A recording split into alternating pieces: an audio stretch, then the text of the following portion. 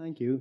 We're resuming after lunch the Dublin Urban Rivers Life Water Quality in Urban Rivers Conference. Our next session, our first speaker up is Paul Buggy. He's a civil engineer with Dunleer Rathdown County Council and has probably written the first book on misconnections in Ireland. So in terms of practice and how to do it, and that was probably the genesis for the LIFE project in terms of what Dunleer had done before the LIFE project. So hand it over to you, Paul. Thanks, Richard. Thanks very much.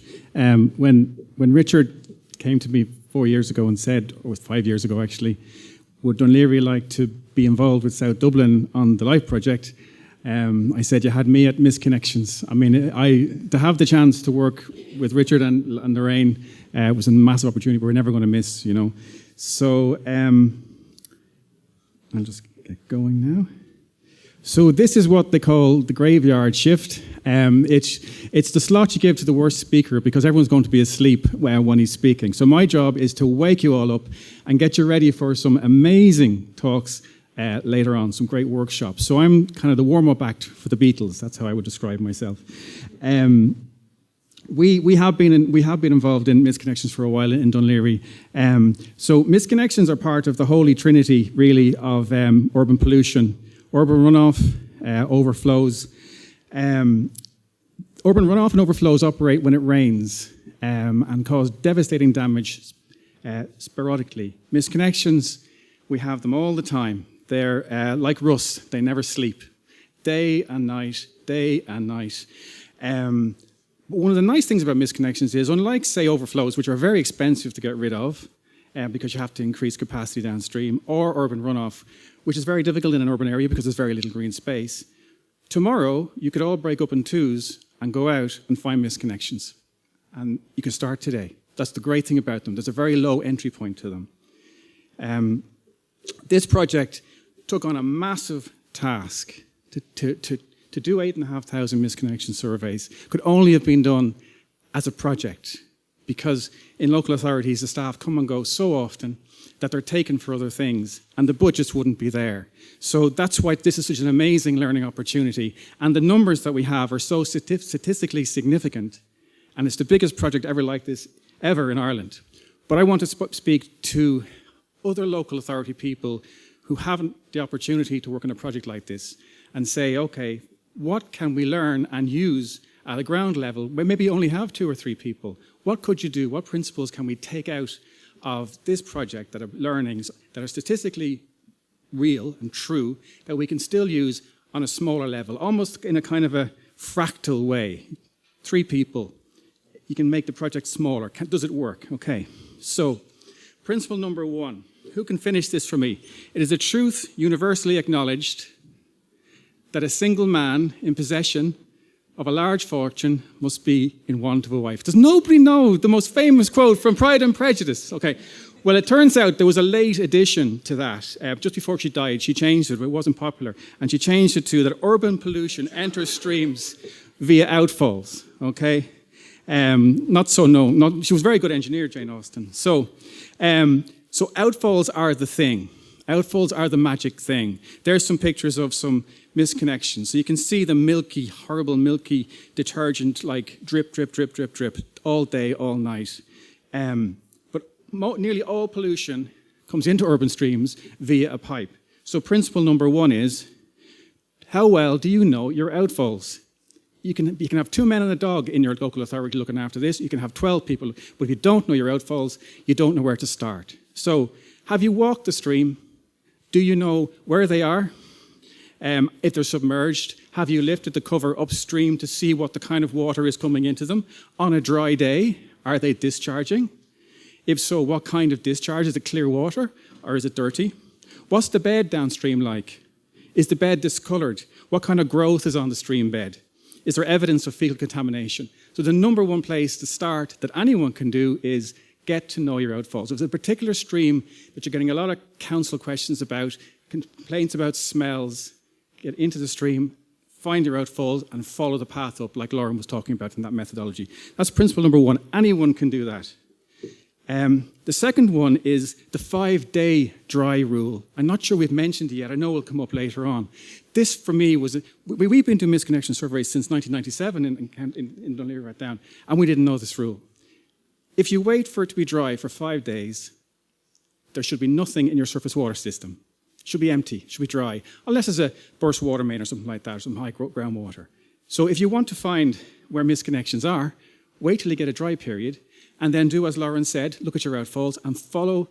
If you see a discharge in a manhole, there's something wrong. It shouldn't be there. So it's a great way to rule out and rule in dirty and clean pipelines. That's a real game changer, that one. The problem is getting 5 dry days in Ireland. That's the difficulty. Another rule which is part of that, which has come out of this study, and again, because there's so many thousand have been done, this has been verified by Lorraine and by Brina and Lauren, that if you lift a manhole cover at X, it will only represent up to 100 metres upstream. So if you find that there's nothing in that manhole, no dirt, no toilet paper or discharges, it only means that it could well be that there are misconnections 100 metres away from that point. So you have to break up your survey into 100-metre gaps. Big rule, very important. And then another one, which again I only learned on this project, that there is no point in sampling for misconnections at 12 o'clock in the day, because people don't do the things that cause misconnections at 12 o'clock in the day. They do them early in the morning, and they do them in the evening. They have their showers, turn on their washing machines, they use the toilet, and then they go to work. So one of the things that we changed in our work was we only sample from about 7 till about 8:45 in the morning for misconnections, because there's no point. It's silly. And yet, for years, we were sampling when it was convenient between tea break and lunch, for us, but it didn't make any sense. So another thing anyone can do. Anyone can do that. You don't have to have a big team. And then finally, what's he going to say next? Engage! Thank you very much. Yes. This is a bit of a confession. In Dún Laoghaire Rathdown County Council, we felt like engaging was the last thing we wanted to do, because if you engage with the public, you get sucked in and beaten to death. Okay, so it was just, no matter what you did, it was always wrong. And, they'd say you broke something in the house. So if we could, we would have put black paint on our faces and done misconnection surveys in the middle of the night under the cover of darkness and broken into the houses with the dye, because we just did everything we could to avoid engagement. But it turns out that this project has proven that if you engage with people, you get into 99.5% of the doors that you knock on. But you have to do the engagement first. So as a result of these learnings, and there are other ones as well, but these are the ones I think are applicable to everybody, whether you have a big team, a small team, whatever. Mid last year, a concerned group of residents came to me and were concerned about Carysford Pond, which is a pond in Blackrock in Carysford Park. It's at the end of the brewery stream, so I'll show you where that is. And they were very concerned about biodiversity in the park and also about water quality in the pond. And you could tell by the way they were talking, they were very serious. So I said, okay, we'll put on my big boy engage pants and see if this actually works. So I asked them, could I speak to the Residents Association, okay, and explain what misconnections are and how we could help. Then we got this, so this is the stream here.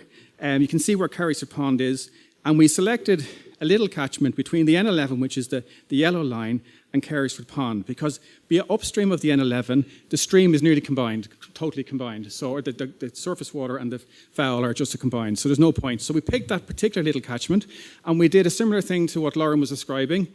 We found out all the houses that go into the stream in that catchment.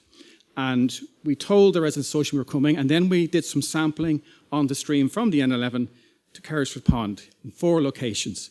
And we also got someone to do some kick tests for us to tell us what kind of insects were in the stream. And the story it told was that when you go from the N11 towards the pond, it gets worse at each stage. It carries a lot of water from the N11 surface water. So we gave all this information to the group. We met them 3 or 4 times. And we told them we wanted to go in and do some misconnection surveys. And we even got to the Sunday Times, an article about the work in the Sunday Times, which tried its best to be critical, but didn't manage to be. So the result of all that so far is that, similarly, we have we're not doing it that long. We've been into 128 houses, and you can see on the map that we put a yellow dot at a house we're surveying, a green dot for a house where we know it's not misconnected, it's fine. And then we have a red dot for when it is misconnected, and a blue dot for when we spoke to somebody, told them it was misconnected, and they fixed it. So altogether we have 128 houses, 17 houses are misconnected, and 11 have been repaired with 13% hit rate. The most impressive one is, can you see the 5 blue dots on the picture on the left? That was 5 houses that were fully misconnected. So the 5 houses, the foul drain was broken and was leaking into the surface water pipe. So you had 2 toilets in each house, 10 toilets, and that's been repaired. So you get one of those about every 6 months or 8 months. They're just jackpot days, you know. So we are following the principles that we have learned in the project, adding to the experience that we had before. And finally, I think this is a maxim I think maybe could represent today. If we are persistent and we bring the locals along with us, emphasize the benefits to the local stream, will greatly improve water quality in urban streams. Thanks.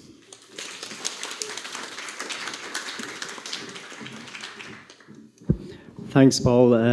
If anyone could distill the project down to those things, it was going to be you. So thank you very much. Our next speaker is Roisin O'Callaghan, Environmental Officer with Inland Fisheries Ireland. She's deputising for Brian in his absence. He was pulled away at short notice.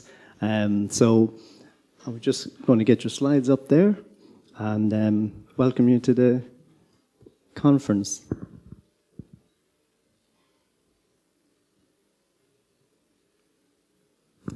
That poor guy in the photograph. I'd say he regrets doing that. But at least he was wearing a tie. Yeah. Hi everybody, my name is Roisin O'Callaghan, and as Richard said, I'm an Environmental Officer with Inland Fisheries Ireland, and I'm here today to talk a bit about nature-based solutions from a fisheries perspective.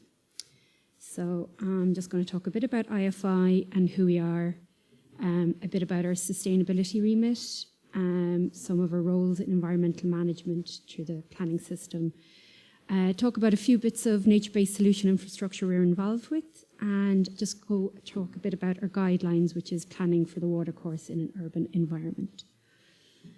So our principal function is to protect, manage and conserve Ireland's inland fisheries.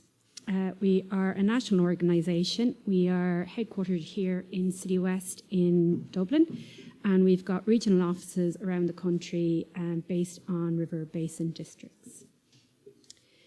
So fisheries and sustainability. The first iteration of IFI was in 1959 under the Fisheries Consolidation Act when the Inland Fisheries Trust was formed. Today, we are Inland Fisheries Ireland, and we were formed under the Ireland Fisheries Act, which came in 2010. So basically, we are the oldest environmental agency in the country, and sustainability is kind of in our DNA. We were tasked with looking after the fish, but if you've got healthy fish populations, you'll have good water quality, good habitat, and good connectivity. So as our Fisheries Act evolved, sustainability became increasingly important. You can see here its sustainable development is referenced in one of our Fisheries Act amended in 1999 and our 2010 Act. So we've recognised that the need for sustainable development of the fisheries resource and the habitat, and it's not just the fish itself. So IFI, we've got 3 main functions. Protection, we've got research remit, and we also have an environmental function. So under the environmental function where I work, we're involved in planning, licensing, incident management, providing kind of expertise and knowledge transfer, and also always advocating for the rivers. So we, under the planning system, IFI are a prescribed authority. I'm just listing up some of the acts that we are notifiable under. So this means that we like to contribute and get in there at an early stage and get involved kind of nearly from a cradle to a grave scenario. So we're involved in the pre-planning consultations, we make planning submissions for developments, and we are also kind of doing on-site engagement with developers. So on the back of these various pieces of legislation, IFI have a habitat restoration policy. We have a projects office that offer funding for restoration projects, and all these are to kind of minimise negative impacts from development and kind of maximise the biodiversity potential. And we can also, like I said, give guidance and recommendation. So this gives us an opportunity to work with other stakeholders. And this is an example here down in Wicklow on the 3 Mile Water. There was a bridge apron here that was being an impassable fall, acting as an impassable falls for fish passage. When they were updating the N11, we had the opportunity to work with the NTA, Wicklow County Council, and the contractor to try to mitigate this barrier. So by working together in collaboration, we got this lovely rocky ramp put in, and this has allowed all the fish species to transition up to the upper reaches of the catchment.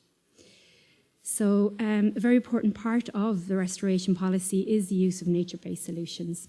So just bringing it back to South Dublin, this is Adamstown in the early 2000s. When the area was being developed, little consideration was given to the River Graffine here. There's no room given to it, and you can see those very undersized culverts put in at the time. So as you can guess, when the floodwaters came, Adamstown flooded. So the developers had to go back in and put in secondary box culverts to take the flood waters. So usually when hard engineering occurs, you get trapezoidal channels, you get gabion walls, you get hard infrastructure solutions. And here you have the Graffine being over-widened. It's over-shallow here, so fish can't transition up past it, and you've got the loss of riverbanks. So here we got to work with the developer, and we got them to put in a secondary channel. So here you've got the Graffine concentrated on the right, and then you've got the left to take floodwaters when needed. So over time, this is kind of naturalised up. You're starting to get kind of more natural kind of features coming back into the river. You're getting more sinuosity. You've got your 2 riverbanks again. You've got vegetation and increased habitat, and it's just a nicer amenity overall. But it can still take the floodwaters when needed. So this is just it about a year afterwards.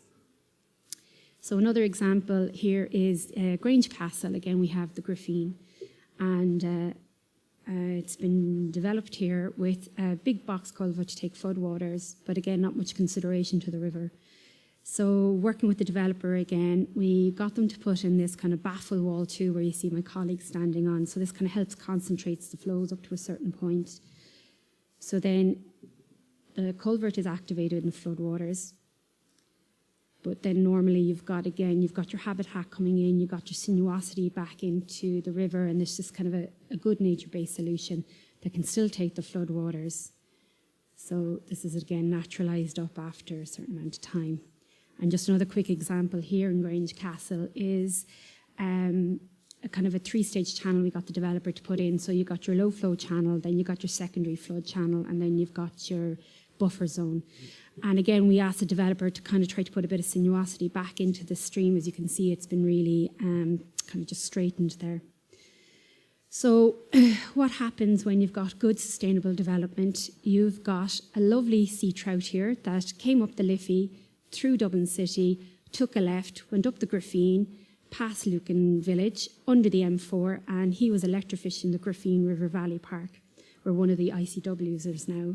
And this is a really good barometer because now you know you've got good water quality, you've got good connectivity, and you've got good habitat. So how do we achieve sustainable development? It's through nature-based solutions and collaborations and partnerships with everybody here. The context for action, we all know that we're in a biodiversity and climate change crisis. We've got many stakeholders and interactions that are needed between climate change, nature, and people. And at the centre of this is nature-based solutions.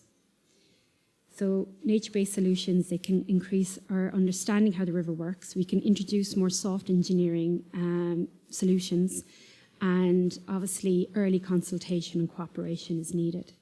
But then, you get enhanced biodiversity. There's an opportunity for better living space for people. And these nature-based developments can be good features that give climate resilience, and they're pretty cost-effective too. So this just brings us on to our guidelines. We've updated our guidelines in 2020 with a contribution from LawPro and Fran Igo. And this is basically a cookbook on how to incorporate some of the nature-based solutions into an urban environment. So the main strategy with these is protecting the streamside riparian zone, creating a middle riparian zone where you can have your greenways and cycleways. You've got your kind of outer zone where you can have your soft engineering solutions and your nature-based solutions, and then rehabilitating the river itself. So it's just an overview here. So with rehabilitating the watercourse, what we find is if you just leave the river alone for long enough and give it space and time, it will rehabilitate. These are just some of the suggested widths that we'd like to see, and we would love to see these being incorporated into local area plans and county development plans. And it's just giving space for the river and allowing nature to just kind of restore itself. Because all too often, this is what we see in urban areas. Here we've got a river that has been completely encroached upon. There's no banks, there's no buffer zone of protection, no shade. There's a direct runoff straight into the river, and there's just a loss of potential amenity here for people. And then in contrast, we have this picture-perfect replication of the guidelines. This is Craddockstown development in Naas in County Kildare. And initially, the developer wanted to culvert this stream right past the development. But we convinced them otherwise, and we got this created. So right here now, you have the river in the centre. It is fenced off at a certain distance back, but this kind of mitigates against any health and safety issues that the developer had. On the left, you've got your flood zone area. On the right, you've got your nice paths and bench seating. And behind where the photograph was taken is a lovely playground. And in this stream, you now have brown trout, and you've got 2 Annex 2 species from the Habitat Directive. You've got lamprey and you've got crayfish. And this is all on people's doorsteps. So this is a good example of nature-based solutions working for everybody here. With additional climate change and increased rainfall, nature-based solutions will also have an opportunity to work here. Here's the river shore in Golden in Tipperary, and it just shows that the park can flood, it can alleviate the pressure and protect downstream infrastructure in people's homes. And again, this is probably more cost efficient than hard engineering flood wall solutions. So where to from here? We all have many shared goals: sustainable planning, integrated catchment management, and climate biodiversity action. And all these, I think, can be achieved together through the use of nature-based solutions and by using our guidelines. They're up on our website. I should have put up the link to it there, but they're on our website for anybody who wants to download them. And just to show here, this is an example of an upstream river, typical upstream river system. You've got a lot of natural processes going on here. You've got your in-stream vegetation. It's acting as a carbon sink. And then in similar veins, this is the River Dodder, a couple of kilometres away from here, just near the M50 in Firhouse. So just upstream from this is also the ICW that Durl put in with their project. So again, here we have all the natural processes going in, and these are kind of the type of biodiversity areas that need to be protected and need to go enshrined in our development plans and our local area plans.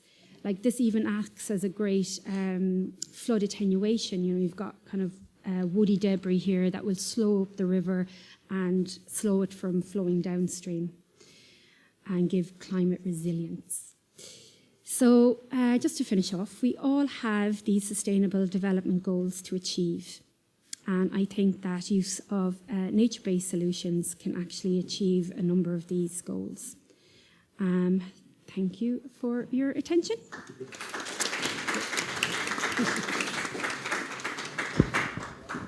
Thank you, Roisin. It's nice to see nature can be subtle, and if you leave it to its devices, provided the right infrastructure is there, it can do quite well and thrive. Our next speaker is Isla Carty. Isla is the managing director now of VC Environmental Limited. So I would say a national expert on design and build of wetlands, and was the design and build contractor for the ICWs installed with the Dublin Urban Rivers Life project so far. So and hopefully people will have a chance to get to those, to see those tomorrow, or maybe make an appointment with South Dublin County Council to actually view those, because they are spectacular. Okay, over to you, Isla. Thanks, Richard. So as Richard was saying, we designed and developed the integrated constructed wetlands as part of the Dublin Urban Rivers Life project, one in Griffeen Valley Park and two in Dollar Valley Park. This was the delivery of these in terms of the design and construction was with Killeen Civil Engineering, who would have delivered previous in ICWs before as well. So had the background. Just in brief, what is an integrated constructed wetland? There's lots of different types of constructed wetlands. ICWs, as we kind of term them. Yeah, okay, thanks. So they're man-made systems. They are free surface flow wetlands, and they mimic the process that occur in natural wetlands. So we kind of utilise that to deliver sustainable water quality. In terms of the ICW, key kind of elements to it is that water management, water treatment, together with delivering biodiversity, and all that is in kind of keeping with the setting and the landscape into which it is placed. So integration, landscape fit is key with the ICWs. We've been developing these for over the last 25 years for a range of applications, from one-off houses to industrial systems around the country. So at Griffeen and Dodder, you can see the images here. These were the sites that were selected after a long process in terms of trying to get suitable sites for an ICW. So the key aims in taking the ICW approach was obviously to improve the water quality, to create an area that is enhanced in terms of biodiversity, a feature, an amenity feature, because they are all in public parks, and something then that would require little or no maintenance then in terms of the operation of it once installed. So the design construction process, once we were appointed for the project, commenced looking at the flows, ensuring that the wetland could facilitate the hydraulics, the water quality, and then obviously the sites had all received planning, so we had to comply with the planning conditions, the site that was outlined for each of the locations. We would have developed then details, which would have been agreed and then delivered on site. Obviously, liaising, working closely with South Dublin County Council was key throughout the project, and coordinating with everybody, even the local communities as well, throughout the process. So just going to run through the three projects in terms of their design, their construction, and some of the challenges that we would have, I suppose, encountered during it. In summary, the Griffeen Valley Park, which is the one we started with in July, just under 2 years ago, I should say, in July in 2022, just over half an acre of treatment area. The site itself was much larger. On the right-hand side, you can see this was the planning drawing. So this is what we were, I suppose, given to work with and to utilise that site and to make the most out of it. The key thing with improving the water quality and using a wetland is to try and optimise the area that you can achieve. The greater the wetland area, the greater the improvement in water quality. So here, as I said, is over an acre of surface water, all in keeping with the park setting, safety, integration, and all of that. Slopes, nice, gently sloping embankments on all sides. Dense vegetation, the wetland, it doesn't have open water, may have some open water to start with, but the idea is to get as a dense vegetation cover as possible. So a lot of plants within the treatment area, which is the base area of the cells, and around the margins, and to enhance the biodiversity as much as possible. So some of the challenges, it's easy to look back now and kind of say, as I said with Richard earlier, it was all very positive. But at the time, things are different. During construction, even during design, it is challenging, but that's part of it. And it is great to be able to look back and say, it was a success. And I think that's agreed all around, I hope anyway. So the design process was probably very much developed even kind of as we were on the ground, because it was connecting in with the existing infrastructure. So checking and double checking and ensuring that everything was going to work as it needed to, and ensure that the operation of it could run itself, that there's obviously no need for over pumping or anything like that. The soils, we had good ground conditions building in July, so we had nice dry conditions. But there were some areas which would need to be reworked. But that's part of the construction, and knowing what to do and what to deliver. And then we did all the testing then just to verify that everything was in order. There would have been some changes then to the design. So even in terms of from planning to the initial design, we had features such as a boardwalk planned, which would have been lovely. But look, budgets, and I can totally understand. And I think it doesn't take away from it at all by not having a walkway through it. There's plenty of walkways around the site, so I think that was a compromise, in terms of the delivery that nobody had any kind of disagreements on. So you can see on the right-hand side, on the left-hand side was after construction, and then on the right-hand side is the system as it is now.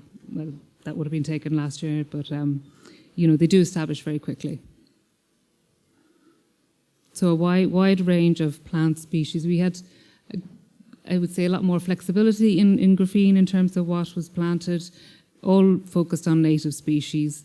The base area of the cells using kind of, I suppose, dominant plants such as Glyceria maxima, Typholatifolia, and Carex acutiformis. Then we had marginal planting around the sides, and with the gently sloping embankments, there was great scope to get those marginal plants established. In a lot of systems, we don't always have that area to work with. There was some tree planting, and then there was wildflower seeding, grass seeding then throughout. So I think the finish on that is I suppose, I think quite impressive, and fits well into the site. There were two sites then in Dodder Valley Park, referred to as DR33 and DR35. The order of these now is numerically rather than in order of construction. So this was actually the last one that was constructed. There was it was a steeply sloping site, very challenging. The expectation that it would be kind of long and linear. There was no way of building nice, rounded, curvy, linear cells on this site. But I suppose it showed what could be achieved, and also the challenges that the project had in terms of getting sites for ICWs. Similarly, with all three projects, densely vegetated. Not so much kind of additional landscaping here. We didn't. We did some small tree planting, but no large trees, and it's kind of offset from the site. So, in terms of what was decided on the delivery of it, it worked well. Challenges would have been the steep sloping embankments, definitely the topography here, the time of year. This was built middle of September to late end of October. I think it was the bank holiday weekend when the machines moved off site, and it was challenging in that sense, but also the pipe work and the infrastructure that we had to connect into. The pipe was like 4 meters below ground level, so that was a challenge, and really working on the ground as we were constructing, but it all worked out well. So, but this rather than the planned 4 linear cells, we I suppose agreed then that two cells was the most appropriate. You have setback distances that you need to consider from the river, from trees, from access routes. There were also kind of, what to say, not tram lines, but kind of pathways that the public had created. So they wanted to retain those, so to try and keep it all within that. And this is, I think, it's a good succession of how quickly the system establishes. As I said, we finished in October 22, and at that point, in terms of plant establishment, even the grass growing would have been very, very minimal. So this photo taken here in January would be very representative of what it was at the time when it finished. So you can see from January from the winter into the spring into the summer how quickly they establish and blend into the site. I think is the key. Then, did I do something? Apologies.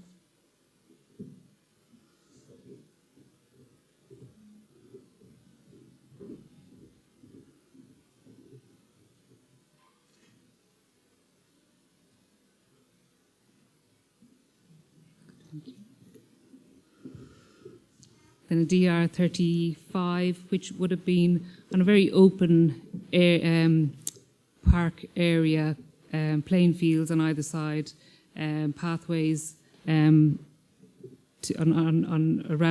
the site as well. A defined area which was, I suppose, demarcated as part of the planning process. 2 wetland cells. And we optimised that as much as we could, again within the red line boundary, connecting into the existing pipework. Challenges here probably would have been all the services that we had to work around and confirm before we started digging in earnest. There was a lot of cables, which was probably held up things at the start, and you don't know where they are exactly, even with no matter how many drawings and surveys that you've got, until you get them confirmed on the ground. So that was probably one of the major things with this one. And there would have been changes then in the design. This was very much, I suppose, the landscaping of it would have been scaled back. We had jetties, and we had kind of sensory walks and wildflower planting planned for here, but it was decided that that would all be, I suppose, removed from the design. But I think, again, those decisions have all played out well, and what's on the ground now is in keeping. It fits well into the site, so that's that, as I say, is is good to see. Community planting then was a big event for Griffin and Dodder. So there was a day planned on both sites separately because they were planted at different times. But the community groups came out and all organised, and they got in and did planting around the edges. So there was great enthusiasm for that, and I think it really gives people an insight into it and a bit of ownership as well, and obviously the education for them as well. Because I suppose during the process of it all is getting people to understand what you're doing and informing them, and no better way than getting them a shovel and a pair of wellies on. So from our, us as designers and delivery of the projects on the ground, the experience, as I said, has been an overall positive experience.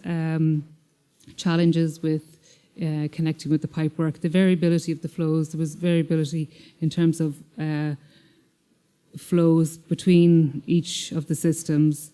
There were definitely site-specific requirements. As I said, there were changes to the design, so that would have been input from South Dublin County Council, whether it was parks, biodiversity, or the project team in terms of kind of changes. So there would have been a bit of differences between the sites. They all have worked, I think, extremely well in terms of the operation and the maintenance on the ground now. So the design is working well. And obviously we had a relatively short enough time scale to deliver the projects. So we did run into the kind of autumn period, which made it a bit difficult. But I think that the challenge more, the experience from that is that, is for people to understand that it takes a bit of time for the establishment of the systems. In terms of the commissioning experience, there was a 12-month operational or maintenance period following construction. No major issues as such. There would have been a bit of vandalism experienced in some of the parks, overuse of one particular wetland with the dogs. The dogs loved the water and made full use of it. But with a little bit of encouragement, some, I suppose, appropriately placed and wording within the cells, and even not intentionally right up on the pathways, that just to inform people that if the plants just need a bit of time. And even with that simple step, you can see from the images there that we got full establishment, because it did have to be replanted several times because of the disturbance from the dogs, and the time of year of planting was such that they didn't really have much of a chance because it was kind of at the end of the growing season. Overall, the timeline from commencement of or tender approval through to the design, construction, and the 12-month maintenance period was effectively 2 years. So I think that's pretty good in terms of any project and the delivery of time scale, and the fact that there was 3 projects, all would have been done one after the other. And of course, the very important part, which is the performance, the less pleasing kind of visuals of the image on the left, very typical of what you see and what you've seen on previous presentations as well. That's generally the appearance of the water coming into the wetland. I have seen it blue, I've seen it red, I have seen just about every colour coming in, depending on what's being painted upstream. So that, I think that is the biggest challenge is the water quality. But with the monitoring that has been done by South Dublin County Council, really shows that it has worked. Ammonia reduction of up to around 96%, phosphorus around 70%, and E. coli, a big one, 99, or to below detectable limits. So a few graphs just to show that the data is there and data is being collected. You can see the variability of the incoming, which is the red, and the orange line then, which is the performance. So these graphs are from the 2 daughter sites. That's the ammonia again. So very consistently good water quality coming out, or improvement, I should say. This is phosphorus then from DR33. DR33 is the smaller one, similar loading in terms of hydraulics, but still could output phosphorus from the DR35 as well then. And you can see the fluxes in what's coming in. As I said, the E. coli is, it's down to limits of detection. There's nothing there, zero counts. So you could effectively say 100%, which is very typical of wetlands, and is something that is relatively efficiently or quickly reduced within a wetland. So we do, within all of the sites, we do have it is literally a continuous flow. I don't think if there's been any instances of no flow, although you would expect that during dry weather events, but I think there is consistently water being fed into the systems. So the E. coli and pathogens is something that does drop out relatively quickly from wetland. What is more area demanding is phosphorus, and that's from a lot of data that we've gathered and through design and application of ICWs over the years.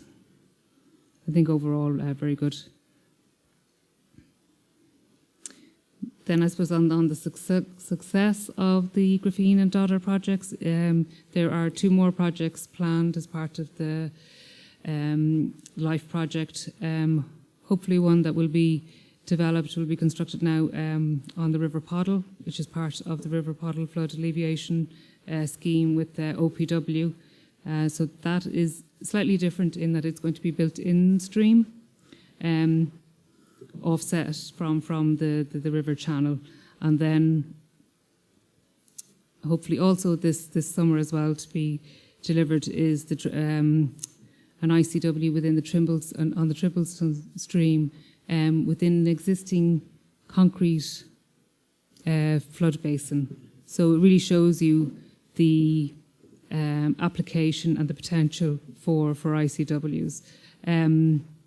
Maybe what I should have maybe said earlier was that most ICWs have been developed. Most ICWs have been developed in rural locations. So it was a great opportunity to work on these projects in the urban environment, and to, hopefully by the success of these demonstrates what can be achieved. And I think overall the feedback has been very positive.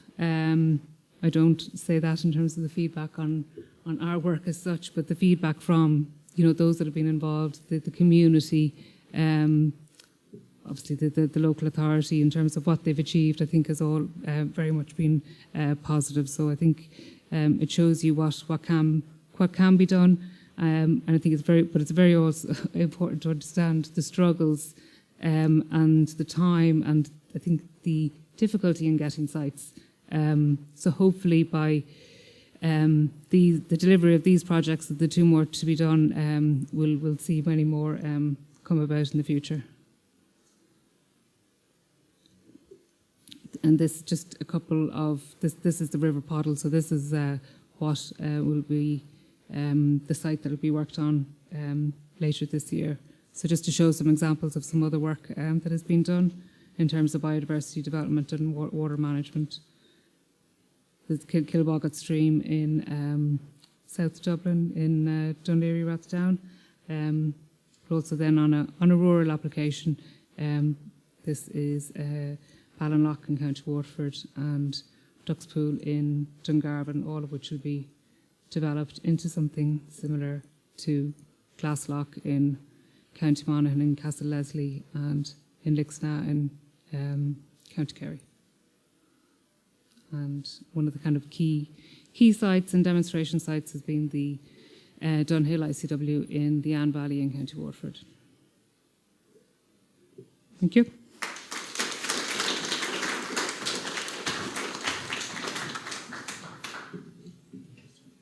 Now, I'm going to invite Roisin, Isla and Paul back up for a few questions. keep in mind just changing the...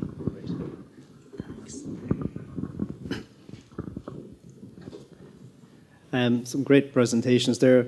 We have a question in on Slido. Are we looking at cross-contamination where stormwater is entering the foul sewer as part of this project? And the answer is no, because it's not part of the contract.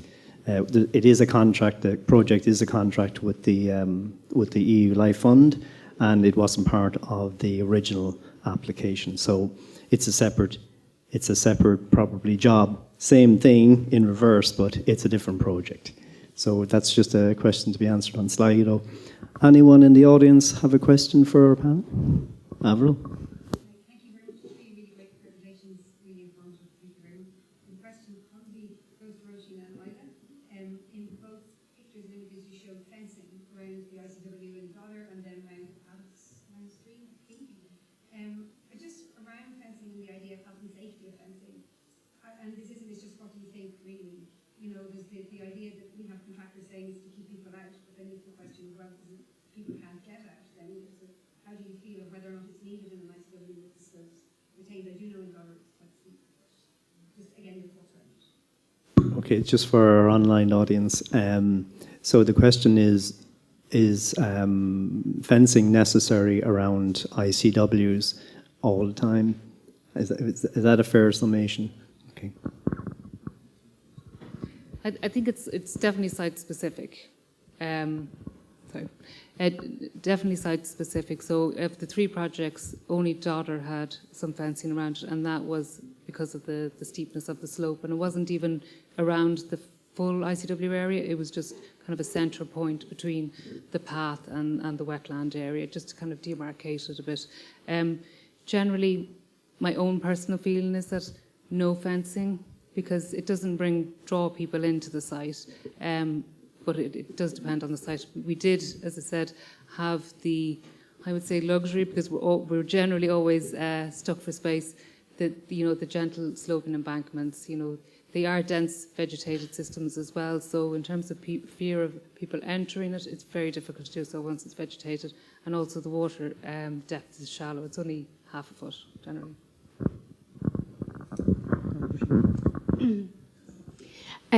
Again, I'd agree with Isla. Like in a perfect world, we wouldn't fence off any of the river, but like what we've noticed coming in through planning submissions now is people are putting up a lot of health and safety. So for putting in bioswales or any kind of like nature-based solutions and the rivers, they just kind of they're very keen to make it no risk, so it's just fencing it off. So if there's a kind of a collaboration or a kind of that we can kind of work together to kind of, if we're going to put it in, but put it back and give room for the river too. Just, I suppose, to go back to what Teresa Walsh said this morning, you have to make a judgment call too, and in terms of because I'll have to fess up, I've been involved in this project in the past, and so you have to, there would be some people that would think they all need to be fenced because of health and safety, but once you design it properly, and I think the way those were designed would vary 1 in 5, 1 in 8 slopes on the banks, and the way they vegetate over time, that becomes a non-issue within 12 months. And I think the slopes on the banks is the key question. So there was one there, the linear, the serpentine, I like that description, is it's on the up gradient of the ICW, but on the down gradient side, there's no fence. You can't fall uphill, you can't fall downhill, so that's why that's there. But it's still open then and treated like a normal ICW on the river side of the ICW. Do we have any other question? Yes, sir. Just curious, is there a noticeable difference in the pollution mitigation from plants during the active growing season compared to kind of during the winter months? And also the thought that they're kind of low or no maintenance, is there a case of siltification stuff at some point reduced, or will that need to be removal of some of the vegetation and some of the silts to enable it to continue Okay, so the question is there seasonal variation in treatment because of the activity of plants, particularly over winter? And is there likelihood of silt accumulation? I think Paul Knuch mentioned that in his presentation earlier on. I'll give that to you. There is some seasonal variation. One of the key drivers for that will be flow, so you'll have higher flow rates during the winter months, so there's less retention time, so there's less opportunity to reduce the pollutants. Vegetation, or uptake by vegetation wouldn't be one of the key processes. More, they kind of facilitate the processes that occur to reduce the pollutants. So what is essential is to have the appropriate water depth and a dense vegetation cover. Whether that dense vegetation cover is in winter growth or summer growth, that's absolutely key throughout the year. Siltation, yes, that will need to be done. It will vary, and I've already seen, how the sites differ in terms of how much silt is coming down through the system. So that can be, I suppose, relatively easily enough managed by clearing out that kind of initial receiving area and replant it. So there's the access to the sites has been facilitated to allow that to happen. Any other questions? I've got a question for Paul then. I'm not going to let you get away, Paul. Do you think the Durl project, now that it's nearly come to an end, does the project offer cost efficiency in terms of misconnections and the information coming out of that if someone was to apply it? It's a great question. If you think how much money you would spend on a new treatment plant, millions, and yet to remove misconnections, it takes 2 or 3 people working steadily, churning them out, relatively cheap. And from our point of view, we contributed 50% of what it cost to run the project for us, and it was extremely cost efficient. It was much cheaper than us, say, getting people ourselves and getting a whole team up and running. It was already happening, so it was a marginal cost from our point of view. Removal of misconnections is the easiest, cheapest way to improve urban river water quality. That's what I would say. The rates, particularly, the great finding was that if you go after extensions, that you'd almost double the detection rate, which it makes sense logically because people tend to change things in terms of drainage pipes when they get an extension. But we hadn't got the figures to back that up in the past. But now, so you're twice as efficient if you go after the extensions. So absolutely, yeah. Thanks, Paul. I think that's about it for this Q&A session. I'd like to thank Isla, Roisin and Paul for their contribution here, and maybe we could show our appreciation again. Thank you.